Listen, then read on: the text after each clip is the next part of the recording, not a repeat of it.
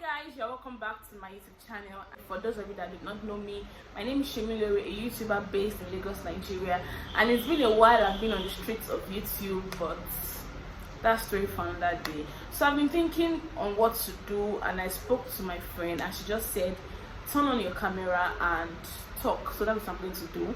I'm just going to talk, and while I'm talking I'm going to do my makeup. It's more of like a get ready with me video. Yeah. So if you've not subscribed, please subscribe to my channel, like, share and comment, and let's get into the video.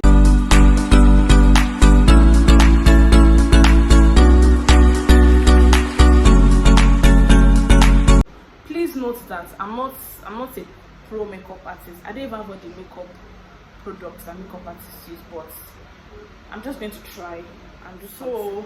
I'm going to be telling you what happened to me in 2021. Yeah, highlights of my 2021. So let's get into the video. I don't know if I should get my foundation. My foundation is so this is, and my mirror. Let me just apply my foundation.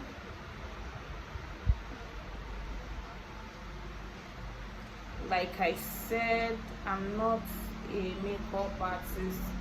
So anyhow this thing come out, people will accept it like that. So I'm so nervous right now because this is my first get ready with me video and I really don't know how to feel. I'm just going to do what comes to my mind.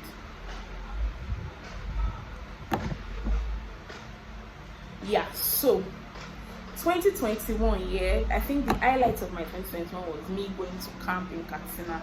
For those of you that don't know, I'm currently serving my father's land. As I like to put it, my father's land is serving me. So I'm doing my NYC, and I redeployed from Katsina to Ibadan. And when I first saw my redeployment letter, I was like very happy that oops, I'm going to Ibadan. I wanted Lagos actually, but they gave me Ibadan. I was happy that I got Ibadan because it will allow me like see other parts of Nigeria. Like going to Katsina to make me see other parts of Nigeria. So I was happy that I was going to go to Katsina. And most of the friends I made in camp also, they also redeployed to Katsina. So and they also redeployed to Ibadan. So it was like very interesting. I was so excited and saying that yeah, I'm going to be seeing those people I saw in camp in Ibadan again. And then before camp, a lot of people have told me that NYC like is the best year ever, that it's time to explore, do a lot of things and that you've not done before. Like it's the most interesting year of their lives apparently. So I was also looking forward to that from what I heard. So I was excited. Unknown to me, NYC had other plans, or life had other plans. So when I got to Ibadan to do my documentation, I met some of my friends, even from school safe and from Katsina too, and we're all just saying how we're going to flex and all. This is my foundation brush, is so annoying. How we are going to flex and all sha. So. And then I got my PPA, and my PPA was a private school, so I had to get into my PPA, and it was when, like, after the whole documentation process, everybody now became so busy, nobody had time for each other. And I remember I was like, I thought they said NYC was like the best year ever, that what is going on? And then another thing again that I noticed was, even if you want to like go and visit one of your friends that stays in Ibadan, I don't know if any of you know Ibadan very well or stay in Ibadan. Ibadan is like very big, and the should I say areas, they are so far from each other. I don't know if you understand what I'm trying to say, but it's far. Ibadan is far. One person's house is far to another person's house. It's like, I don't know how to put it, but it's far. So the excitement of going to see your friend and all of that, even by the time you dress up and you get on the road, you'll be tired before you get to your friend's place because it's far. And I'm not exaggerating, but places are far, man. So yeah, I think my face is taking shape small. Yeah, everybody was so busy, caught up in their lives and whatever it is they were doing. And I too was busy going to my PPA, trying to do CDS, God, and then trying to get like a side hustle while doing my NYSC. So, and you know that the times I go for my CDS is always like very boring, and times I don't go, that's when something lit will happen, and my friends will be like, oh, you missed this, you missed that, and I'm like, why doesn't it happen whenever I'm there? Why is it whenever I don't come that interesting things are always happening? So while in the course of doing NYC and all, I met like a lot of people too, not like my age mates. And so anytime I try to have conversations with older people and I tell them that I'm 7, they'll be like, oh, that's nice, and they'll ask where my PPA is, and I'll tell them that okay, my PPA is at one place in Ibadan, and they'll be like, oh, okay, so after NYSC, what next? And that is where I just freeze. Like, I always have anxiety attack anytime someone just asks me, what do you plan to do after NYC? And in my head, I'm always like, I don't know what to do. I've not really like done the map of my life yet. So I'm going to apply my concealer next. So as I was saying, so I don't always know what to do whenever somebody asks me, whenever somebody asks me that question, that what's next after NYC. So anytime I tell them that I don't know what to do, they'll just launch into this, they'll start giving me advice that, oh, you should know what to do, what you want to do. Okay, so I'm going to give you an example. I met one man in my uncle's office, because my uncle stays in Ibadan, so I'm usually with him most of the time. So I met someone in Ibadan, and then he asked me that what do I want to do after NYC, and I was like, I've not really thought about it yet, that I don't know what next. Probably get a better job or go for masters. And he was like, oh, masters is good, you should go for masters. And then he started giving me schools. He said it would be better if I go and do it out of the country, that I should not do it in Nigeria. Then he was listing schools in Canada, in London, in America, and all of that. He even asked me the course I did and all of that. And then in my mind I was just thinking that, okay, masters, but what if I don't want to do masters? Like, so anytime people ask me what do you want to do, I just say masters, even if in my head I know that, okay, that's not what I'm planning to do next. But when I notice that anytime I say masters, I always sound like I'm very serious. So I just tell them that, okay, I want to do my masters next, and they'll be like, oh, that's nice. They like someone that has already mapped out, what's this?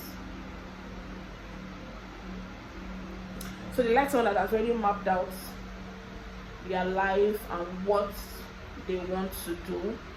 But in my head, I know that I don't think masters is the next thing for me to do. I mean, it's not money that you go and pay if you want to go for masters. So yeah, that one was part of it. That was one of the reasons that, like, I was always thinking that my mates are planning and you are just here doing God knows what. And even with the fact that I have a YouTube channel, anytime I want to like turn on my camera to say, okay, let me make a video, I'll just freeze, and then I will not know what to do again. Then I'll just start overthinking that, okay, am I supposed to do this? Should I do this? Should I not do this? I don't know if you guys understand what I am trying to say. I'm just like, trying to say how I felt, how I was always feeling. Okay, so I want to apply my eyeshadow. Yeah, so up until now I still haven't figured out what I am going to do, and I'm going to be done with NYC in like, let me say, 3 months. But I know before that time something is going to click and I'm going to do it. Yeah, but apart from that, I can say that I've enjoyed living in Ibadan, and living in Ibadan is not as expensive as living in Lagos. Yeah, that's one thing. And it made me realize that with the way I planned to, like, go out with my friends that redeployed from Katsina to Ibadan also, that life would just happen and everybody would be so busy that we won't even have time to catch up with each other again. Thank God for social media. What I'm just trying to say in essence is that if your friend is not checking up on you. At first I was angry because I have this particular friend that is a guy, and he said, Shemi, we are going to Ibadan together, it's going to be this, blah blah blah blah blah. Means I was hyped. But when we got to Ibadan, it was quite the opposite because we barely see each other, and we even live close to each other, and we barely see each other.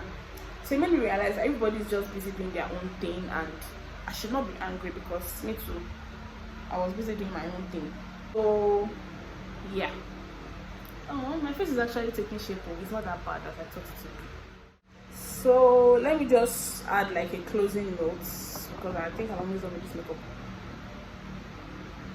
So I don't know if I'm the only one that always feel pressured anytime somebody asks them that what do you want to do next, because I feel like my mates they already have their life figured out, like everybody's doing one thing or the other, and I'm just here living on vibes and inshallah. I don't know if it's only me that feels that way, but if you also feel like that, so please let me know in the comment section on how you feel about this. What do you want to do after NYSC? What do you want to do after university? What do you want to do in 5 years? Are you planning on getting married, having kids and all of that? God, guys, I forgot to even tell you. So I met someone that I've not really seen in a very long time. He's like way older than Misha. Like I always call him uncle, but it's not like we are not related or anything. So I'm just going to allow this thing leave it for 5 minutes. So I always call him uncle, but it's not really my uncle like that. So he saw me and was like, oh wow, Shemilore, how are you? And I said, I'm fine, blah blah blah. We exchanged pleasantries and all. And next thing he would tell me is that I should go and get married soon.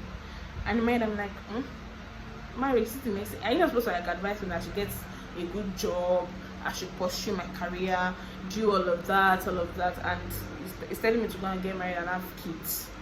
I just brushed over that. This is not low budget thinking. So I'm not saying I didn't really enjoy my NYC. I enjoyed it. It was, you know, there were fun times and there were sad times, but I really don't know what advice I should give people out there that is about to serve or is planning to go and serve. I don't know. Just do you, and I'm sure you figure it out. So let's baby girl rub our powder, and that's the end. We've come to the end of this clustered video. I mean, makeup is not that bad now. Give me a score in the comment section. I'll give myself 10 over 10. You know, baby steps. Wait, did I just say baby steps and I give myself 10 over 10? Okay, 8 over 10. Keep the reading soon. But you can give me a score in the comment section and let me know what you guys think about this low budget makeup artist that did makeup for you guys. So guys, we've come to the end of this video, and I hope you guys enjoyed this video to an extent, even though it was rushly put together. Like I said, the highlight of my 2021 was going to camp, redeploying to Ibadan, and even though I was happy that I redeployed and all of that, there was a lot of high and lows because NYC is interesting.